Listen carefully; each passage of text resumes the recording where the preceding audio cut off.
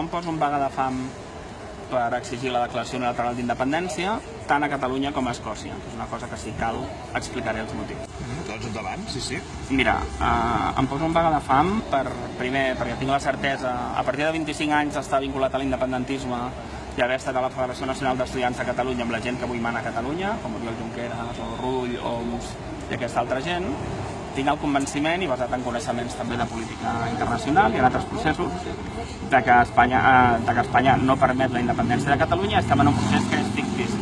Un procés que tracta de reconduir la majoria independentista que vol una cosa no permesa pel món, com és la independència de Catalunya, cap a forçar les coses, convertint un referèndum en un procés participatiu que no serveix per res, i tenir 72 diputats al Parlament que en comptes de declarar la independència fan una desconnexió de 18 mesos. Això pot ser que o tinguem la gent més incapaç, més mentidera i més lenta de la història de la humanitat, o hi ha una altra opció, que és que treballen pel nostre adversari, com s'ha fet a tota la vida.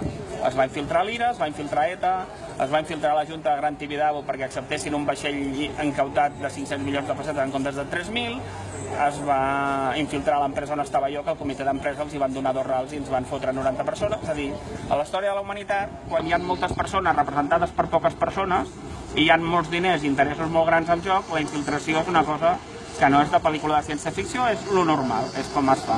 Tu creus que... Jo tinc la certesa que aquest és el cas que s'ha produït. Creus que tens aquesta certesa, de que ja tenim un Parlament infiltrat? Absolutament, però és que a part, a vegades demanem proves que és tan senzill com obrir els ulls. És a dir, un pot ser independent o fent un referèndum o per declaració unilateral. I quan tenien la majoria al carrer per fer un referèndum, van fer una doble pregunta trampa i van fer un procés participatiu. I teniu 72 i no la declaren. És a dir, a vegades és com si la seva parella l'enganya, no? Volem tenir una prova allò de que no ens enganya, però al final el trobem al llit amb una altra persona i ja no és viable. I Escòcia és el mateix cas, i és el mateix cas. A Escòcia van fer un referèndum que ningú ens ha explicat que era un referèndum que no tenia les mínimes garanties per ser un referèndum.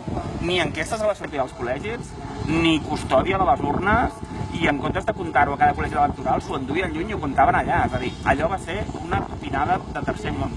I per què no es fa una declaració unilateral aquí? Perquè els nostres líders no treballen per Catalunya.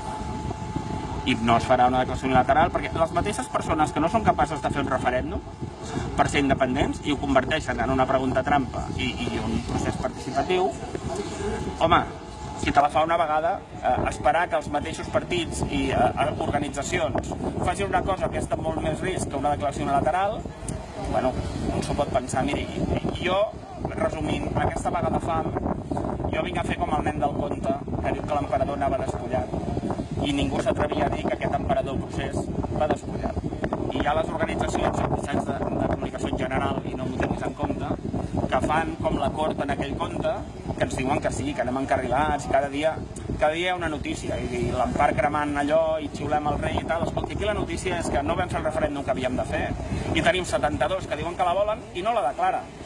I podríem estar parlant 76 hores, oi? Però pensi, si això fos un país que té pena de mort, i hi hagués un grup de partits que tenen majoria al Parlament i han arribat al Parlament dient que volen prohibir la pena de mort, i en comptes de prohibir la pena de mort immediatament, com s'espera d'ells, diguessin que d'aquí 18 mesos desconnectaran i aniran fent estructures d'estat per prohibir la pena de mort, seguiria morint gent durant 18 mesos. Què creus que passarà d'aquí 18 mesos? És que jo penso que d'aquí unes setmanes aquí hi haurà una revolta popular, perquè hi ha milers de persones que saben que aquest procés és una farsa. Hi ha persones importants a Catalunya com Joan Laporta, Sandro Rosell, Jordi Pujol, Joan Carretero i moltes altres, que saben com de podrit està aquest país. I aquesta és una crida, el meu acte és una crida a aquesta gent que sap coses. A Catalunya és un país on tothom sap de tot però ningú diu res. Jo estic aquí per fer un crit en aquest silenci i en aquesta omertà.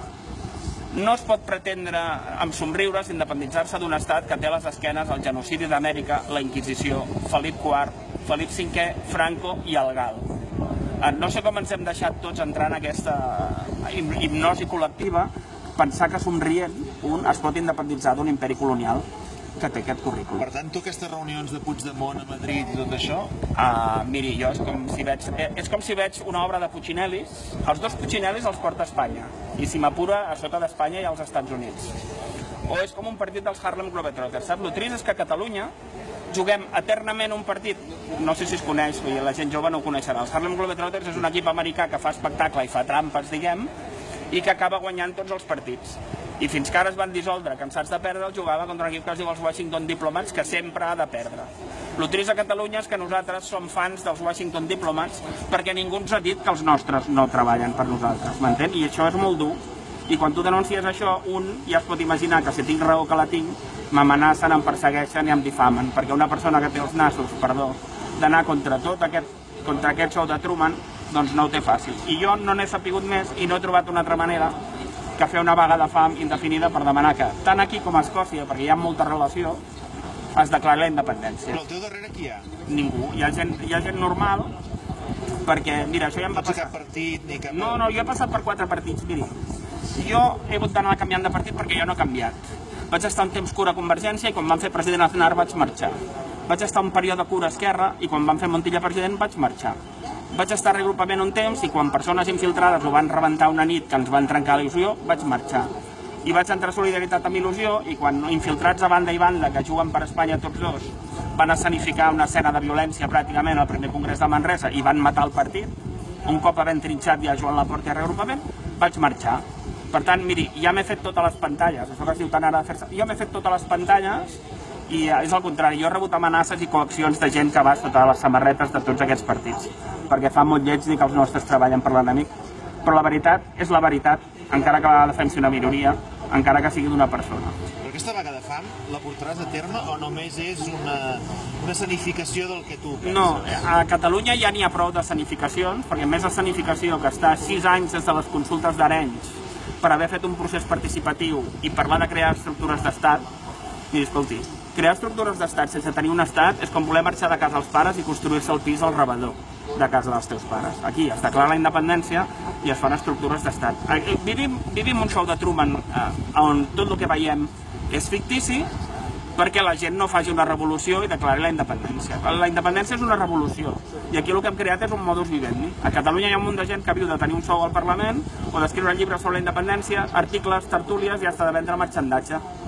La independència no ha de ser un negoci, però tristament per la gent que va en aquest papís l'és. Però pel mateix que estàs explicant tu, és molt probable que la independència arribi d'aquí molt temps. No, però les coses s'han de tenir... No aguantaràs de tu sense menjar. No, però això no és així, perquè com et dic, el meu acte no és un acte resistencialista ni un acte de marcar... O sigui, jo no jugo al joc aquest de cremar la Constitució, xiular el rei...